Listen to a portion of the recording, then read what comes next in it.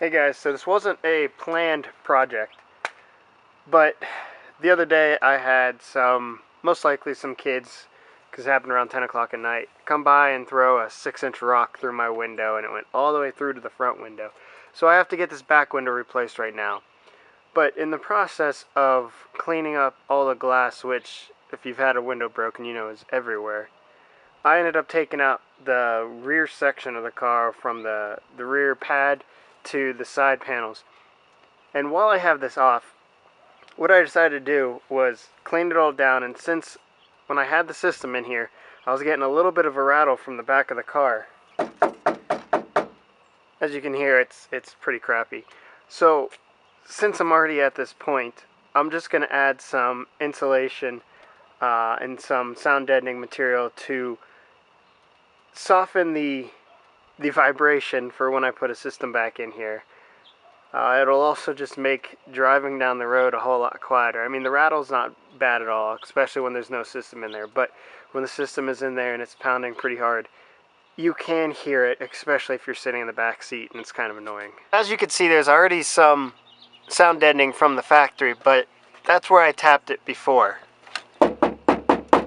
It doesn't exactly do a whole lot when you have the system hitting right below it. So since it's nice and flat and easily accessible right now, I'm just going to start. I already wiped it down with some window cleaner, and then when I get the material, I'm actually going to use some rubbing alcohol to make sure that the surface is completely free of oils and continue on with the project. Alright, so in order to do this project, the two main things that I got were U-Seal. It's instant waterproofing repair tape. It's usually used for roofs, but from everything I've seen online and other reviews and videos I've watched, it works just as well as other sound coating because it's basically the exact same thing. Since I'm doing this on a budget and it's just to help me a little bit with some noises I hear in the back when I have my stereo system in there, it will do fine. I also got, in order to roll this down, since you can never find the actual roller they picture here, I got a seam roller in the carpet section of Home Depot. It's like $14. What I'm planning on doing is actually taking off the outside two rollers so that I can get into tighter areas without having any issues and press it all in properly. So in order to prep the surface to make sure that you get proper adhesion with anything that you ever do in your car, I'm going to be using some rubbing alcohol to make sure that the surface is completely clear of any debris or any oils that will hinder the application of this product.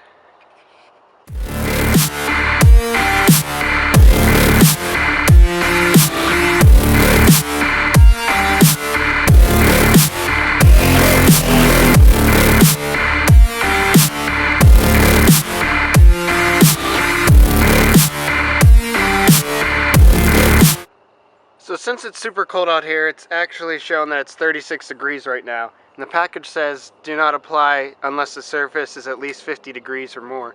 I'm going to use my heat gun to help aid this process, heating up the metal a little bit in order to get the proper adhesion needed. Obviously, if you're working in the summertime, it's not an issue.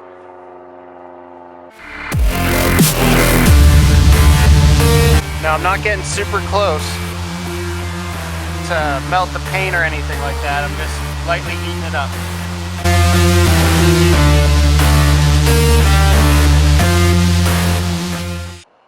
Alright, so since the back half of this window is curved, as you can see, what I did was I rolled out the length all the way across of the actual material.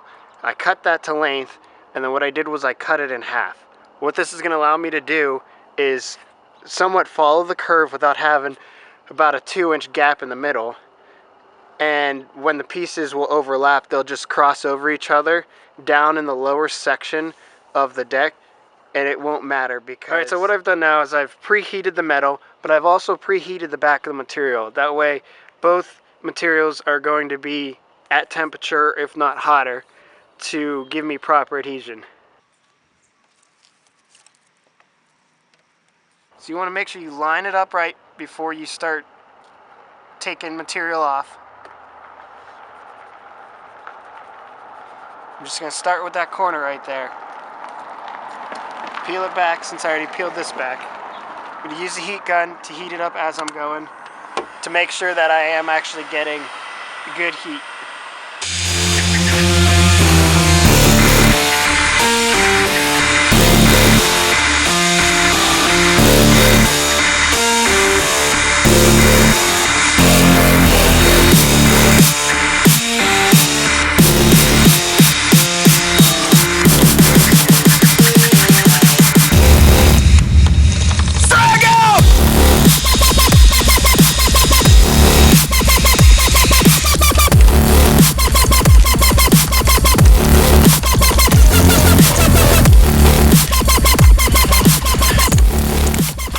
Now I have both of the first two layers down. The next thing I need to do is cut out the holes where there were holes. I found out that using an actual ratchet, this is a 1/2-inch drive ratchet, worked way better than the roller in getting into tight little areas and corners and making sure that it actually adhered properly and well. In order to cut all your pieces, this stuff's very easy to push down, as you can see where the crevice is. Just start a line, push down through there, and then all you have to do is pull around. Need to use a little bit of muscles to do it, but it cuts quite well.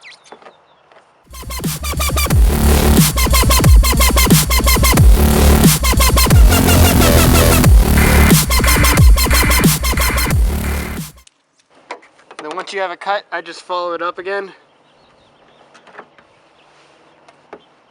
with the ratchet.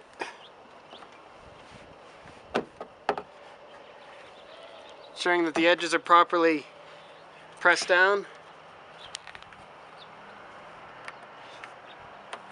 Alright, so I've only got the 2 layers on here. I got them all cut out nice. But I want to give you a sound difference because I'm actually really surprised with how well this actually does with just one coat. So, here you have this.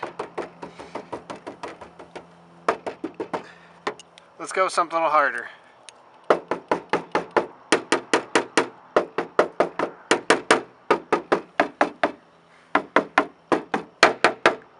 That's the factory sound deadening. Doesn't sound like anything. This stuff is going to make a big improvement in the sound quality of my vehicle once I get the system back in and also just driving down the road. To cut this material, it's actually super easy. What I do is I hold the material up in the location that I want it and I put a crease where I need to cut it. The stuff folds over real easy and you can tell it's blatantly obvious exactly where I need to cut it. So all I do is set it down on the ground. You can put on a piece of wood or whatever, but I'm just using the concrete. And I just run my knife down the line. I found that running it twice makes it super easy for it to pull apart. And then it's ready to be worked with. For this next piece, I'm going to be running it from the back of the car to the front of the car. I'm going to do this because one, it'll be a little bit easier with all the contours of the actual vehicle, but I think a little bit of an overlapping pattern will give it a little bit more rigidity when it comes to being a solid surface.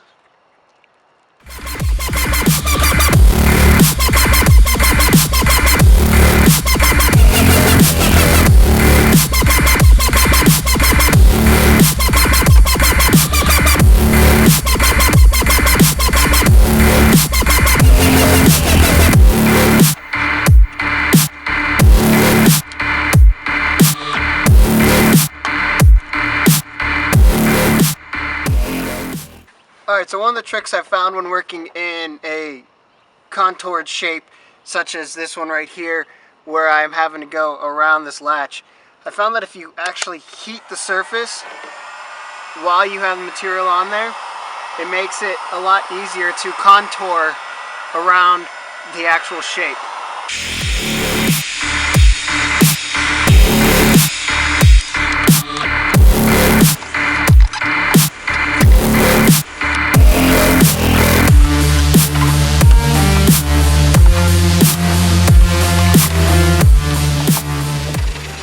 With it being heated, the tar will actually move around and flatten out. so you don't have to worry about there being creases or anything like that. These are almost completely smooth. So for this little contour line right here, I have the sound deadening spread across it nice and tight to match everything else, but I need to get this to push down in here and over here. So what I found easiest to do is use the heat gun, and I heat up the specific area. This is the same as using it around other contour areas, but this is a little bit different in nature as to what you're going to do. So what I'm doing is I'm just heating it up, getting it nice and pliable. Now let's heat it up. I'm going to grab my ratchet and work it around that line, starting at the top and working on down until you have all the air out and your contour is set. Now you're going to want to do this for just a little bit because you have to keep the tar and the material down until the tar actually hardens on. Because with it being hot, it's going to not hold. But once it starts to cool down, which it's doing right now, I can just use my finger and smooth this all out. You can use a hair dryer if you don't have a heat gun. Alright, so I got the whole back side of it completely done. Just give you a little pan shot of how it came out. It was actually pretty easy. Took a little longer than I had expected, but to do it right, time really doesn't matter. But everything came out really nice, and I didn't even use a full roll. I'll show you in a picture what the remaining portion of that roll is.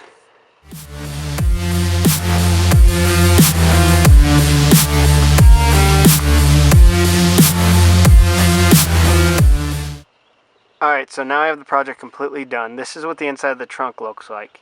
It still looks completely stock. I've got the sound deadening on the top, and I also have the cover back over top of it. Now, it made a drastic difference, and I only put on one layer. People tend to put on 2 or 3 layers because it might not be as high a quality product as an actual sound deadener, but for what I'm going for, it worked perfect. Considering it cost me roughly about $12 worth of material, I think it was money well spent. Here's the difference.